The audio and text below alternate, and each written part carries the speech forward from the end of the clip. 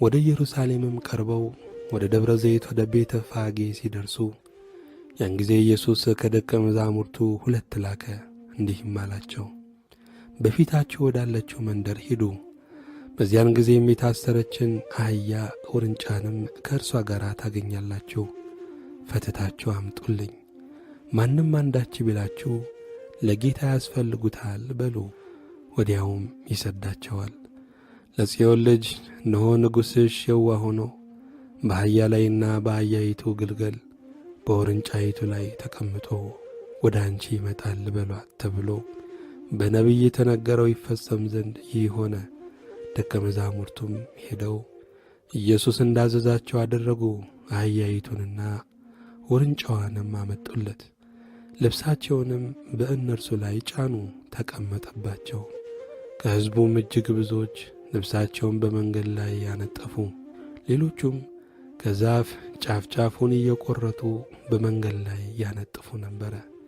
የሚቀድሙትም ሕዝብ የሚከተሉትም ሆሳዕና ለዳዊት ልጅ በጌታ ስም የሚመጣ የተባረከ ነው፣ ሆሳዕና በአርያም እያሉ ይጮኹ ነበረ። ወደ ኢየሩሳሌምም በገባ ጊዜ መላው ከተማ ይህ ማን ነው ብሎ ተናወጠ። ሕዝቡም ይህ ከገሊላ ናዝሬት የመጣ ነቢዩ ኢየሱስ ነው አሉ። ኢየሱስም ወደ መቅደስ ገባና በመቅደስ የሚሸጡትንና የሚገዙትን ሁሉ አወጣ። የገንዘብ ለዋጮችንም ገበታዎች፣ የርግብ ሻጮችንም ወንበሮች ገለበጠና ቤቴ የጸሎት ቤት ትባላለች ተብሎ ተጽፏል፣ እናንተ ግን የወንበዶች ዋሻ አደረጋችኋት አላቸው። በመቅደስም ዕውሮችና አንካሶች ወደ እርሱ ቀረቡና ፈወሳቸው። ነገር ግን የካህናት አለቆችና ጻፎች ያደረገውን ድንቅ በመቅደስም ሆሳዕና ለዳዊት ልጅ እያሉ የሚጮኹትን ልጆች ባዩ ጊዜ ተቈጥተው እነዚህ የሚሉትን አትሰማምን አሉት። ኢየሱስም እሰማለሁ፣ ከሕፃናትና ከሚጠቡት አፍ ምስጋናን ለራስ አዘጋጀ የሚለውን ቃል ከቶ አላነበባችሁምን አላቸው። ትቶአቸውም ከከተማ ወደ ቢታንያ ወጣ፣ በዚያም አደረ። በማለዳም ወደ ከተማ ሲመለስ ተራበ። በመንገድም አጠገብ በለስ አይቶ ወደ እርሷ መጣ። ከቅጠልም ብቻ በቀር ምንም አላገኝባትምና ለዘላለሙ ፍሬ አይገኝብሽ አላት። በለሲቱም ያን ጊዜውን ደረቀች።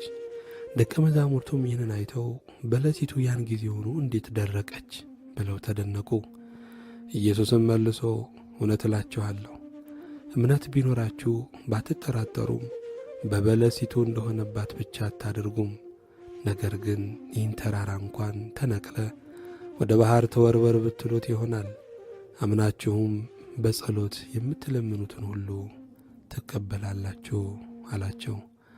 ወደ መቅደስም ገብቶ ሲያስተምር የካህናት አለቆችና የሕዝብ ሽማግሎች ወደ እርሱ ቀረቡና በምን ሥልጣን እነዚህን ታደርጋለህ? ይህን ሥልጣን ማን ሰጠህ? አሉት። ኢየሱስም መልሶ እኔ ደግሞ አንዲት ነገር እጠይቃችኋለሁ፣ እናንተም ያችን ብትነግሩኝ እኔ ደግሞ እነዚህን በምን ሥልጣን እንዳደርግ እነግራችኋለሁ። የዮሐንስ ጥምቀት ከወዴት ነበረች? ከሰማይን ወይስ ከሰው አላቸው። እነርሱም እርስ በርሳቸው ሲነጋገሩ ከሰማይ ብንል እንኪያስ ስለምን አላመናችሁበትም ይለናል፣ ከሰው ግን ብንል ዮሐንስን ሁሉም እንደ ነቢይ ያዩታልና ሕዝቡን እንፈራለን አሉ። ለኢየሱስም መልሰው አናውቅም አሉት። እርሱም ደግሞ እኔም በምን ሥልጣን እነዚህን እንዳደርግ አልነግራችሁም አላቸው። ነገር ግን ምን ይመስላችኋል? አንድ ሰው 2 ልጆች ነበሩት። ወደ አንደኛው ቀርቦ ልጄ ሆይ ዛሬ ሂድና በወይን አትክልት ሥራ አለው። እርሱም መልሶ አልወድም አለ። ኋላ ግን ተጸጸተና ሄደ። ወደ ሁለተኛውም ቀርቦ እንዲሁ አለው። እርሱም መልሶ እሺ ጌታዬ አለ። ነገር ግን አልሄደም። ከሁለቱ የአባቱን ፈቃድ ያደረገ ማን ነው? ፊተኛው አሉት። ኢየሱስ እንዲህ አላቸው፣ እውነት እውነት እላችኋለሁ ቀራጮችና ጋለሞቶች ወደ እግዚአብሔር መንግሥት በመግባት ይቀድሟችኋል።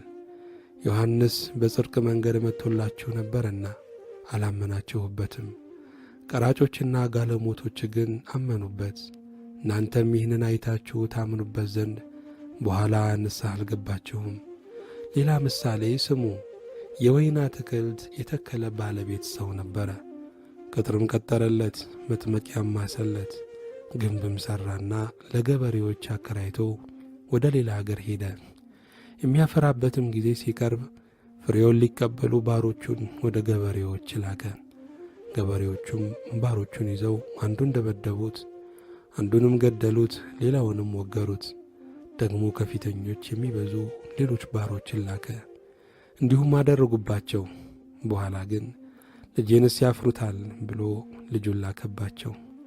ገበሬዎቹ ግን ልጁን ባዩ ጊዜ እርስ በርሳቸው ወራሹ ይህ ነው፣ ኑ እንግደለውና ርስቱን እናግኝ ተባባሉ። ይዘውም ከወይኑ አትክልት አወጡና ገደሉት። እንግዲህ የወይኑ አትክልት ጌታ በሚመጣ ጊዜ በእነዚህ ገበሬዎች ምን ያደርግባቸዋል?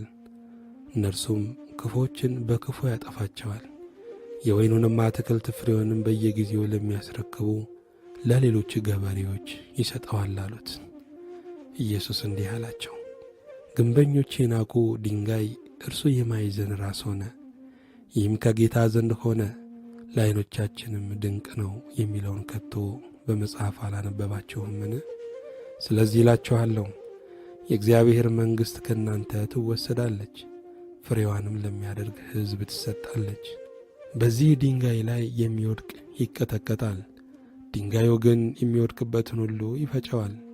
የካህናት አለቆችና ፈሪሳውያንም ምሳሌዎቹን ሰምተው ስለ እነርሱ እንደተናገረ አስተዋሉ።